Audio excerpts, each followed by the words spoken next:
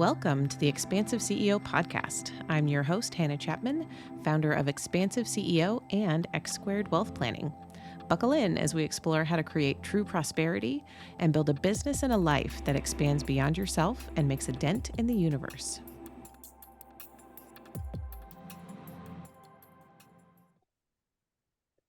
Welcome, everyone, to this next episode of the Spicy Money series. I am talking today with two returning guests who I love so dearly. We've got Alex Pursglove, who was just here for the Religion and Money episode, and my dear friend Jen Germaine, who was with me earlier in 2022 on the podcast. And we are coming back together to bring the sex and money and the religion and money conversations together and to really talk about how the roots of, our issues, quotes, issues with sex and money and religion really stem from these spaces inside where we tend to carry shame and guilt around all of these topics. And we want to explore that today and how we have each moved through a lot of these pieces of, again, shame, guilt, fear, all those feelings of separation where we tend to, from Alex's episode, make ourselves wrong in the process of, understanding our relationships in all of these areas and move to a place of acceptance and love, where we can really create prosperity in a profound way. So I would love for you each to introduce yourselves just briefly one more time so everyone knows who we're talking with today. Jen, can you tell us what you're up to right now? It's the beginning of 2023, so I feel I'm unfolding into what that's going to look like for me, as well as anyone in my world, my community. I'm doing a lot of work in regards to leading, essentially, and working with leaders to see where they can lead inside of themselves and how it empowers them to lead others from a different perspective. And I think it's so relative to where we're talking about today.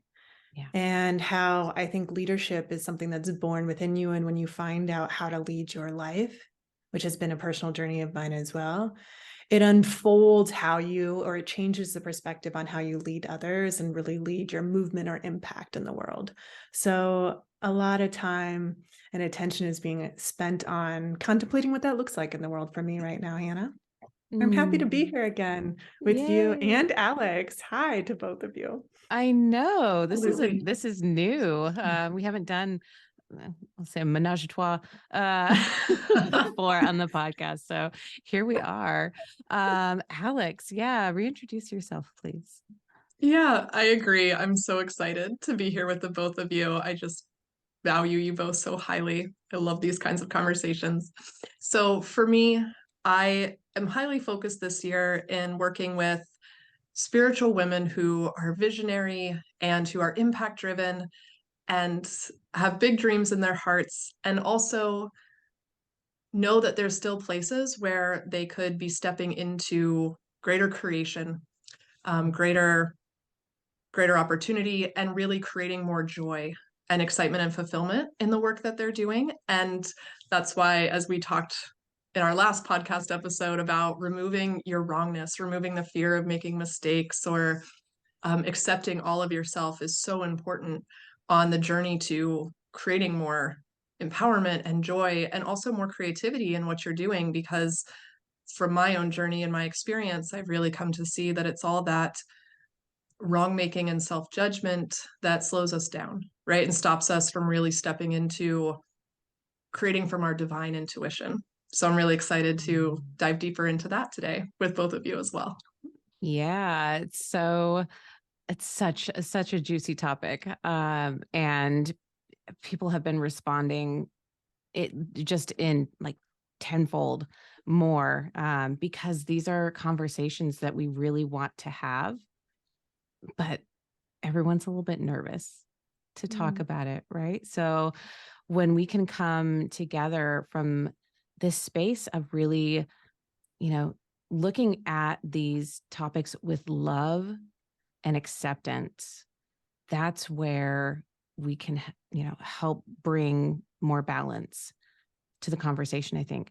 And so when we were even just in preparation for, what we were about to talk about, Jenn, you mentioned that you don't even use those words anymore, of shame and guilt. And let's start there and work our way backwards. What do you say? Oh man, don't get me on my soapbox. Soapbox given, granted, take a step. Dun, dun, dun, dun. I'm so excited. Okay. So here is my philosophy that I'm going to share with you guys. Is in my personal journey, when I continue to do deep dives into myself and try to look at like, what is the shame and guilt, or where am I trying to find that within me? My mind automatically went to something was wrong with me, or those pieces of me I had to find and then, like get rid of. And throughout my own journey and where I'm at now, I don't believe at all that those are pieces that I should be getting rid of or removing. I don't think they're toxins necessarily in me. I actually think they're a guiding system. And when I've worked with other people as well as myself, excuse me, I shift perspectives in the way we're looking at things. And when we continue to call these pieces inside of ourselves shame and guilt, from my perspective, I feel that it continues to build on the feelings that something needs to go. And the switch for me came when I began to see that those places are actually what makes me strong. My pain, where my heart has felt broken, where I felt shattered, those are the aspects of me that I lead with now. By overcoming those times in my life, I became the leader I am today. And I believe that's what makes me unique. And that's the message that I share in the world. And it's the message each of my clients share, is when we overcome these aspects of ourselves, it makes us the leader that allows all of us to be stronger together. But it's this feeling of continue to use words that resonate inside of us with a bad feeling or something to get rid of that I don't support anymore. I use different tone. That's why I mentioned, like at the beginning, I don't use those words in my world, especially with my clients,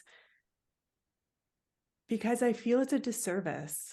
And I think it's a disservice to the entire industry when we continue to use those words, because there's beauty. That's where your beauty is born. So there you go. There's my 2 cents on it. Boom. Just drop it in there. Yes. And so then how do you identify when a client or when you are feeling something? What words do you put to that instead? Because a lot of times language itself is, you've alluded to this already. Language is powerful. And how we label things really matters. But then, what do you do? How do you utilize language in that way? Yes. So there's 2 different ways that I do it. And I usually use analogies instead of precise identifying words. So I use shame and guilt as a very identifying word, like it has a hit in your body when you use it. So I'll use analogies that paint a different picture. And one of them I do is I might mention to somebody, like, do you feel at times when I have felt these things coming through me, it's almost like my inner world experience feels like a little toddler that's having a temper tantrum. Like there's like this acting out inside of me. I'm having pain, like my emotions are a roller coaster and my thoughts are spiraling and going against me. And it's like literally inside of me, there's something having a temper tantrum. So I like to picture it as a little child having a temper tantrum. And the beauty of picturing it that way is children are sacred. They're beautiful. They're just having an experience that's going to wave through them, pass. They allow it to pass through them. Children are gifted in this way, and they have a new perspective. One second they're having a temper tantrum, the next they're like, can I have an orange now? Like it's just like completely different. And that's how it actually is when you start to unfold this, when you see it in a different way, is you see it's something passing through you, coming up to be passed, because maybe we've held on to it for a really long time. And if children isn't the analogy, I go back to nature. I have this beautiful relationship with nature. So I use a lot of analogies there, because if you look at a 300-year-old oak tree, there's something sacred in an oak tree that's beautiful. And the truth is that an oak tree at times will let go of one of its limbs to grow even stronger, higher, and broader. And while I don't believe humans ever let go of things, but it's like that nourishing of the higher self that an oak tree is doing when it's like, okay, thank you for serving me where it is. And you'll even see the knots on trees. That's what knots and trees are from. So I use, depending on the situation, a different analogy to see there's something sacred in a temper tantrum in a child, or a knot in a tree. There's beauty there. And we often take pictures of them, but we don't think of ourselves and our inner world in that respect. Now, Alex, your daughter is 18 months old, right? Yeah, so when Jen said that analogy, I just cracked up a little bit because I thought, yep, 100%. She has the tantrum and then she's off to go watch Sesame Street or something like that. Yeah. And I have 3 children as well. They're a little older, 11, almost 12, just turned 10, and 7.5. Very important to call out the half, right? And it's a very interesting shift to see in them as well, because it's in parenting them, I have gotten to the best way I can put it is like see my own development mirrored through them. And it's so interesting because I can see how with my daughter Clara, she's almost 12. A lot of people, the messages, again, the language that we hear around that preteen, tween age, like, oh my gosh, the attitude is just insane. And, all of that. I think she's freaking hilarious. She's so funny. She's so sweet. She cares about other people so much. And yeah, sometimes she gets a little moody. And yesterday she had to eat salad for dinner and she cried a little bit. So, I mean, yeah, she's almost 12, but the way that her heart reaches out to connect with and include the people around her is just so beautiful. Right. And I've gotten to see her develop in that way. Hazel, on the other side of the spectrum, my 7.5-year-old, I really get to see her in right. Oh goodness. She's right in that, like, I am becoming my own person, the independence phase. Right. So that those messages that we all absorb from 0 to 7, that initial growth stage where we're just taking in everything. Okay, this is how the world is because this is what my world looks like, right? That's our development. Now she's at that stage where she's, nope, ready to start cutting neurons loose, right? And start that side of development that says, this is who I am. I understand that's who you are, but this is who I am. And it really, in creating space in me, creating space for them to have their experience of life. It's not always easy. But when I now, after all the intense personal development work I've done over the last couple of years, I can see when I'm being triggered because of, an experience they're having. And when it's triggering me, it's triggering something that I was not allowed to express when I was very little. And there's a huge sense now in talking the way that this is, especially relating back to the topic at hand, is we don't always even know. We don't remember every piece of our childhood and our development. And so when things start to, situations come up at home, situations come up with family or in business that like trigger that emotion, Jen, that you were just talking about, like, what does that feel like in your body?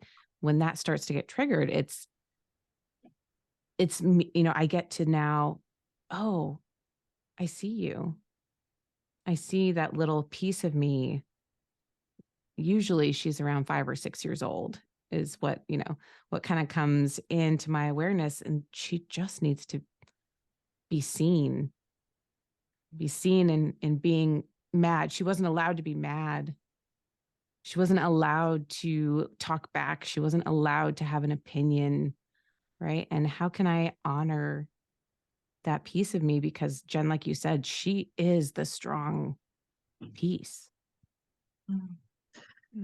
If I can add this too, Hannah, Yes. I just love that we're talking about the inner child. And Jen, as you brought up, the temper tantrum, and in what you just said, Hannah, too, about needing to express.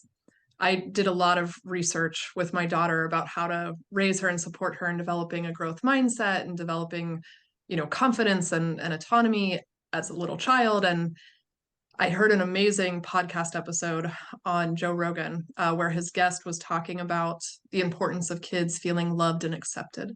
And at a young age, from 0 to 7, as we're developing, our subconscious, that even when they're throwing temper tantrums, even when they're, frustrated or being difficult, that they need love and acceptance, because if they don't receive that, if they're made wrong, they tend to then learn to suppress their emotions. And it's actually suppressing our emotions that causes anxiety, that causes depression, that causes guilt or shame in the future. And so I've been very conscious of this with my daughter, of course, not perfect at it by any means, but I noticed this real difference when, my 18-month-old girl, Stella, will cry over something. And if someone picks her up and says, don't cry, don't cry. Oh, don't cry. You're fine. She keeps crying and she keeps feeling upset. And it's such a subtle thing. And I know, people aren't doing this intentionally, but it's or when I accidentally do it, it's not intentional to make her feel wrong. But what we're actually doing is saying, don't cry, don't trust your emotions, don't feel how you feel. And so I've now, with my daughter, I've seen a real difference when I respond to her when she cries, and I'll say, oh, Stella, what's making you cry, honey? What's upsetting you? And she'll stop and she'll look me in the eye. And you can see this moment of her recognizing that she's being heard.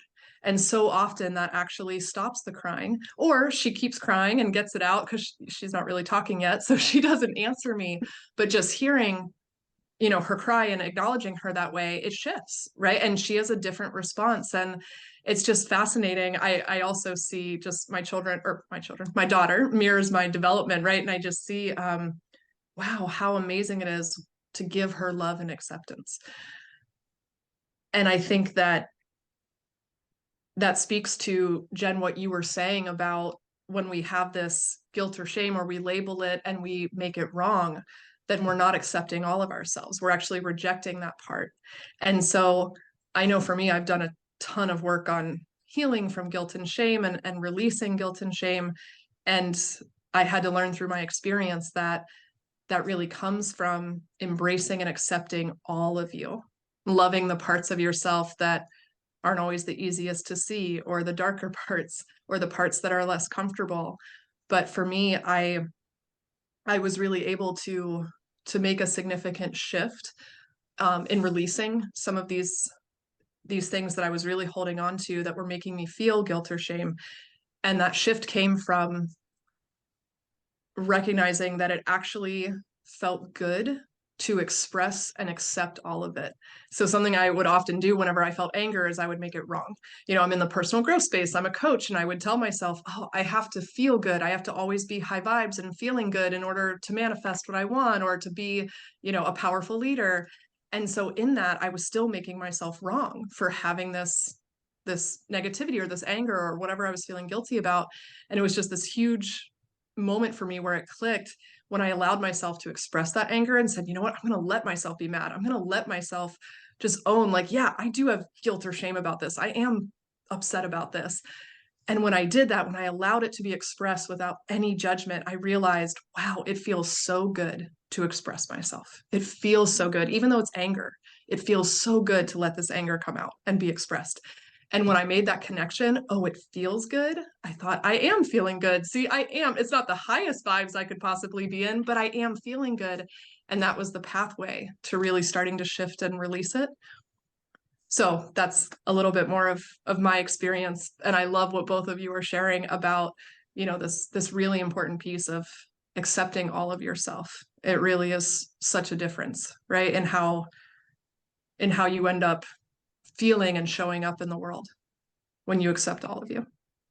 Yeah, and it's there's one thing that I wanted to share, and then Jen will shift over to you with my, some of my clients where we're looking at a lot of this stuff, and usually in regards to money, because that's what comes up in my world all the time, and it's always an and. It's every time we look at something, there's okay, let's look at it from this side of how you are experiencing yourself. How are you blaming yourself when we, do the flashlight? How are you taking on all of this responsibility and making everything wrong? Right? What part of you are you not loving in that situation? And how can we love on that piece of you even more so that you can come see, like, the little 5-year-old version of you just needs to be seen? And what is this also pointing towards as a structure in your operations or in your business, where maybe you're right. You're not wrong.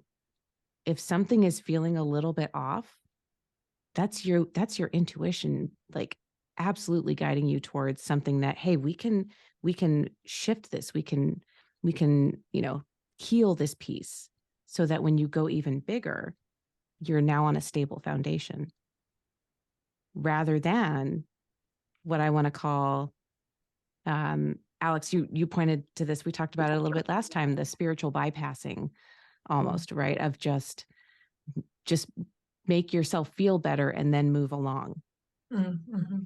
That's also not going through the actual process of actually healing and actually seeing what's there in front of you to be, the thing that's come up in order to be healed.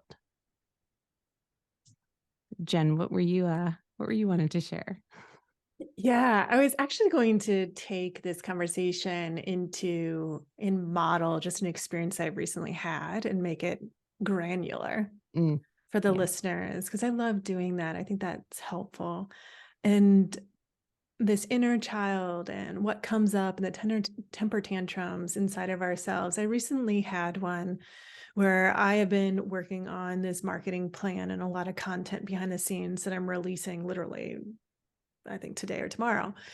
And I noticed a week ago, I started feeling stuck, but it didn't come through that way. What I started to notice is I stopped sleeping. I went 3 days in a row where I woke up at 1 a.m. and was up for several hours in the middle of the night. And that signifies inside of me, my nervous system is out of whack. Sleep, sex, appetite, if those goes off, my nervous system's off. So in the middle of a night, I get up with a journal and I just start writing out, and I connect in with that inner child within me. And I was like, what's going on? There is something, I could feel this tantrum going on inside of me due to my lack of sleep. I was like, what's really going on for you? And by writing and writing and writing, the inner child in me revealed, you are not being recognized. Like, she's acting out because she's like, I don't feel like there's any recognition in this path forward, and I will not move forward with you. And what it does in my body is it stops me. So my mind will keep thinking of all these different ways. And I like hit a ground like, why can't I move past this? Why isn't this already launched? Why isn't this in this world? So I let her say, like, hey, as a little girl, I always felt unrecognized. I had an older brother and I had a little brother that seemed to get all the attention from my parents. I felt like I was the child alone in her bedroom taking care of myself. And it was stirring up in me. It was like, are you going to release this in the world and no one will notice? Is this going to hurt you again? So I had to have a little conversation with her to be like, well, let's see, how can I, the other piece of me, my soul, take care of her and nourish her and make her feel good? And you know what I came up with is she wants to be recognized. So I went out and got little gold stars, little colored stars, and a calendar. And every day I get a little gold star. Oh, I had one earlier on me. I get a little gold star and I put it on the calendar and I was like, good job. And it sounds so ridiculous as an adult, especially coming from, I was a lawyer and I grinded it out. But the aspect of me, as soon as she started getting recognized, she's moving forward. And I was playfully playing. I'm going to tell you this part of why I was wearing a gold star. I was playfully playing with my partner yesterday.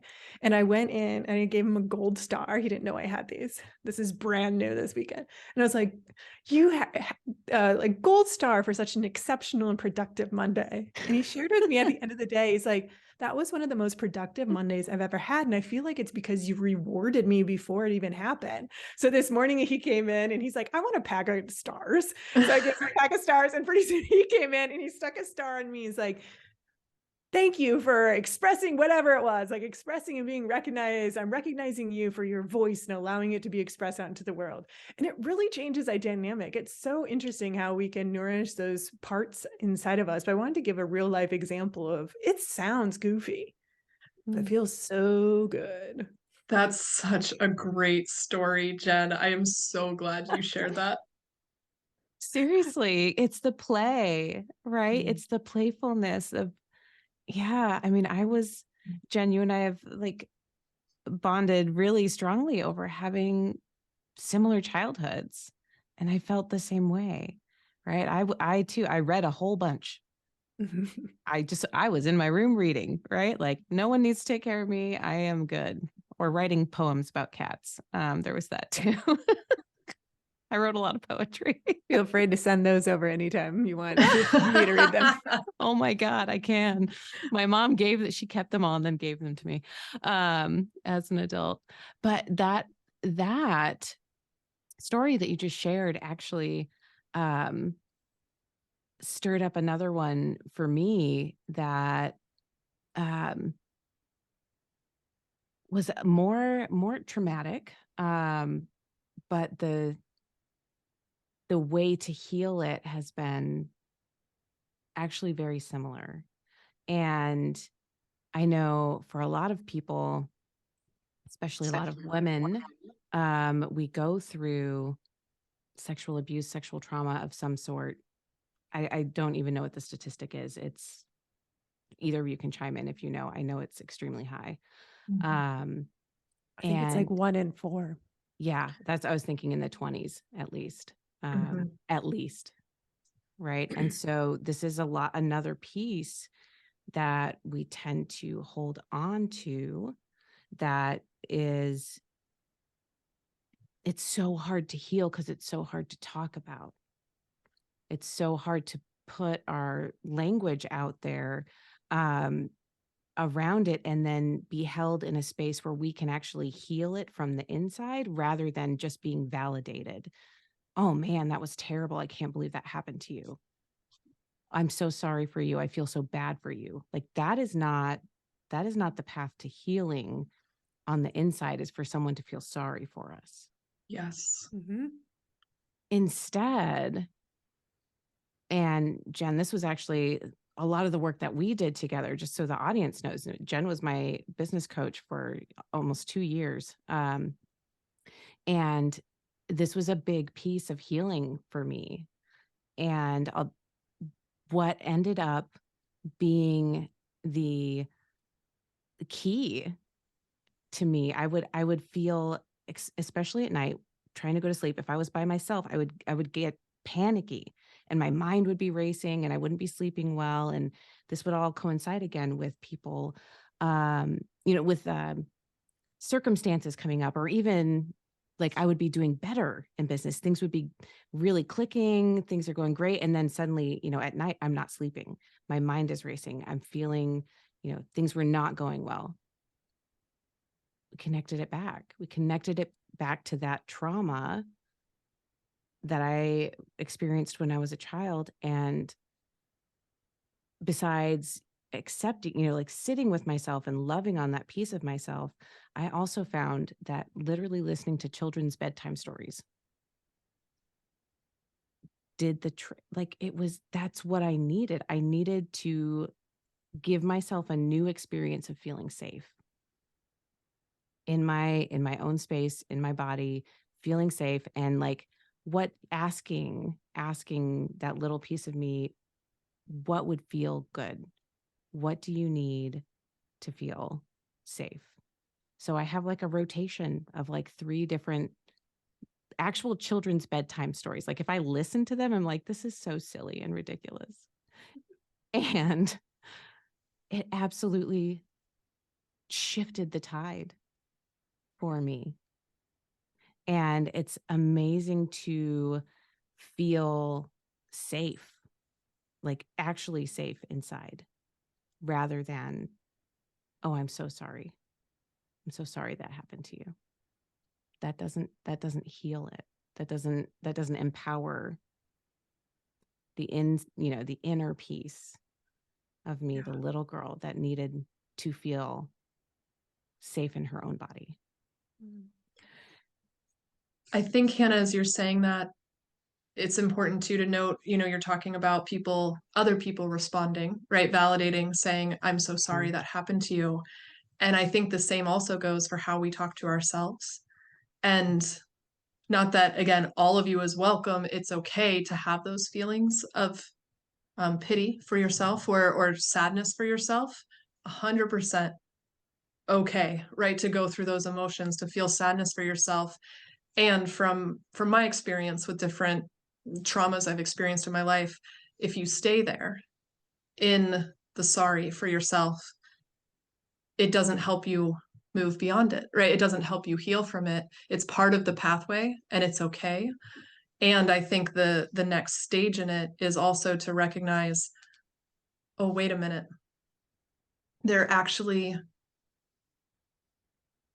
is something here for me. There's growth in this, there's learning, there's actually beauty in this for me, which almost sounds difficult to say, right? Because it's when you experience something traumatic there, again, it's a holding a duality of it's okay for it to be sad, for you to be angry, all of that needs to be expressed. And then also recognizing that that you did nothing wrong. There's nothing to forgive, right? You can only actually forgive when there's condemnation. So I believe the deeper opportunity is to first forgive yourself, but then also recognize there's nothing to forgive, right? And none of what you're feeling or experiencing is wrong. It's all welcome. And when you allow yourself to express all of it, that it's all okay, like you said, then you also can move into seeing how, like Jen was saying before, some of the darkest parts of you can also open up some of the greatest gifts within you. If that makes sense. Yeah.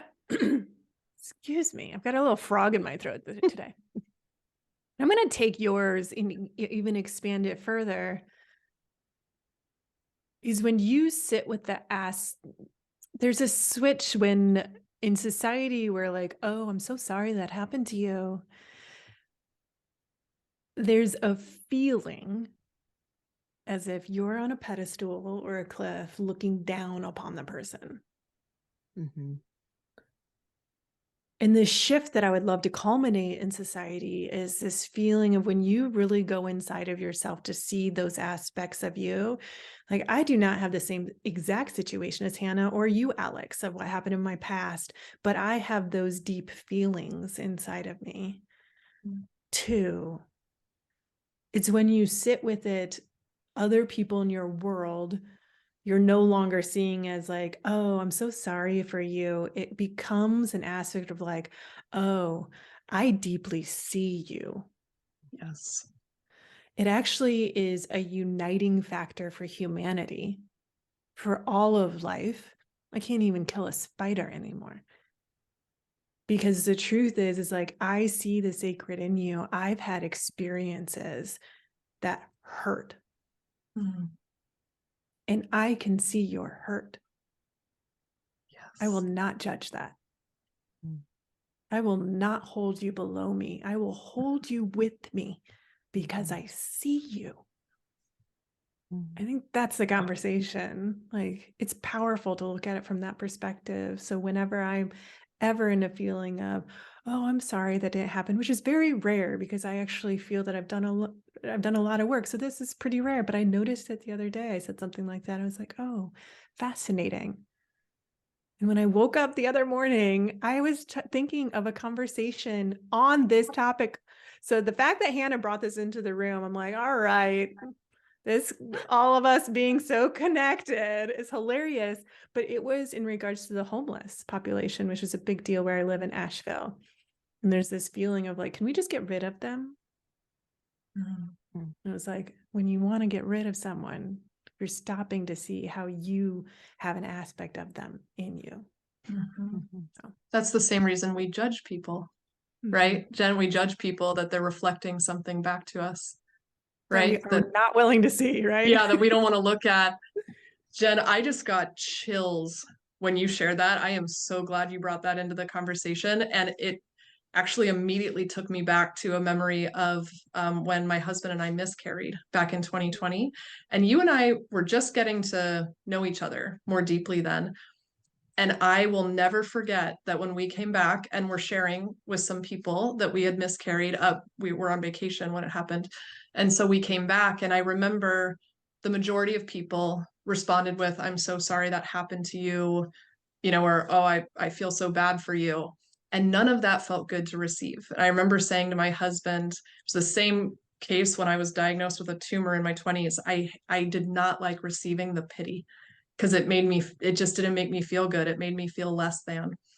And I'll never forget, you responded to me and said, I want you to know I see you. And I think that was all you said, was just, I want you to know I see you.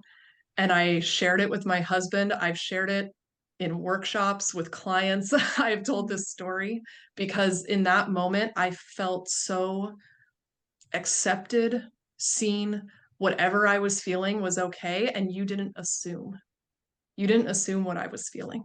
Right. And we say today, it was a painful experience. It was sad. My husband and I still cry sometimes for the baby we never met. And our beautiful Stella is here. And she wouldn't be here if I hadn't miscarried. And so there was beauty in this tragedy that we experienced. And the way you responded just made space for all of it. And it touched me so deeply. And in that moment, I just remember thinking, oh, I love Jen so much. And like I said, we were just getting to know each other, but I thought, here's a real friend. I love you, Alex. Well, I love you too, Jen. You too, Hannah. I was just going to say, and you too, Hannah. Yeah. Oh my gosh. Yeah, we have to wrap up and schedule another one. Just so we can have complete the conversation here. I think, my goodness, just like hearts fully on display here in this space, and I hope it touches and expands out so much further, even just from us having this conversation here today. And the aspects that I want to call back in is, tie the bow for now is this sense of loving and accepting all of ourselves is what also gives us the capability to love and accept everyone else around us. It's what gives Jen the capability to say to Alex, I see you. Right. And for that to resonate. Yeah. And when you're willing to say that to yourself, right? No matter what you're experiencing, it's just, I see you. I've got you. It's a whole other level of acceptance. Absolutely. Thank you both so much for sharing this time with me. This has been so special. And yeah, I can't wait to do it again in whatever capacity that looks like. So thank you both so much. Thanks, Hannah. Bye. Thanks, Hannah. That's it for this episode. Thanks for listening, and be sure to like and subscribe. And again, if anything resonated with you from this episode, I would love to hear from you. Email me at Hannah, HANNAH, @expansiveceo.com and tell me about it. And if you're ready for your greatest expansion, you can find ways to work with me at expansiveceo.com and at x2wealthplanning.com. That's X, the numeral 2, wealthplanning.com. So until next time, remember that there is enough, you are enough, and your birthright in this lifetime is to be expansive.